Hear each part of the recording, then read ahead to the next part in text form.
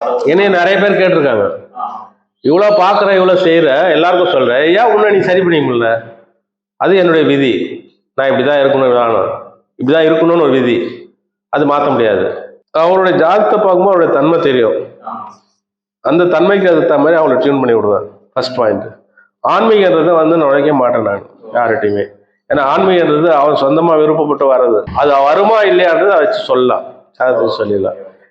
பெரும்பாலும் வழிகாட்டுதல் ஃபர்ஸ்ட் பொருளாதாரத்தை மேம்படுத்து, உலக வாழ்க்கை தேவை, உலக வாழ்க்கையில் ஈடுபட்டு வெளிலன்னா பொருளாதாரம் வேணும், அந்த மாதிரி அவங்கள வழிநடத்தணும். தவிர துறவரத்துக்கு வான்னு யாரும் கூப்பிட்டதில்லை, துறவரத்துக்கு போகணும் யாரும் சொன்னதில்லை. அது நான் அந்த வழிநடத்தல் பண்ணதில்லை. நீ இப்படி இருக்கன்னு கேட்பாங்க, என் வழி தனி, நான் என்னுடைய பாதை வேற மாதிரி. என்னைய நிறைய பேர் கேட்டிருக்காங்க, இவ்வளோ பார்க்குற இவ்வளோ செய்கிற எல்லாருக்கும் சொல்கிறேன், ஏன் உன்னை நீ சரி பண்ணிக்க முடியல? அது என்னுடைய விதி. நான் இப்படி தான் இருக்கணும், இப்படி தான் இருக்கணும்னு ஒரு விதி. அது மாற்ற முடியாது.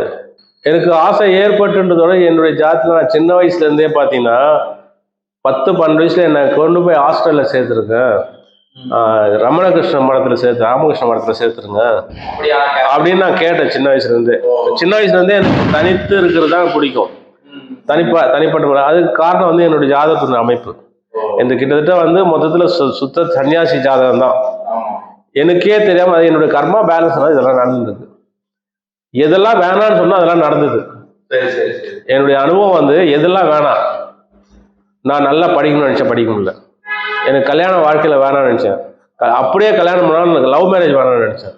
ஆனால் கல்யாணம் நடந்தது, லவ் மேரேஜ் தான் நடந்தது. எனக்கு பிறந்தா பையன் தான் பிறக்கணும்னு நினச்சேன், பொண்ணு தான் பிறந்தது. அப்போ எல்லாமே அதில் பார்க்கும்போது அடுத்து அந்த ஜாதகத்துக்கு வரும்போது இதுதான் விதி. ஆமா, 1, 5, 9 பூர்வ புண்ணியத்தை பத்தி பாக்குறது.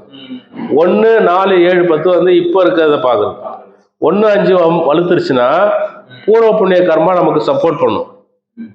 1, 4, 7, 10 வலுத்துச்சுன்னா இப்ப இருக்க வாழ்க்கை சப்போர்ட் பண்ணும். கேந்திரம் வலுத்துனா இன்னைக்கு பொழுது இந்த காலகட்டத்தில் நல்ல செம்மன செஞ்சு முடிச்சுட்டு போவாங்க.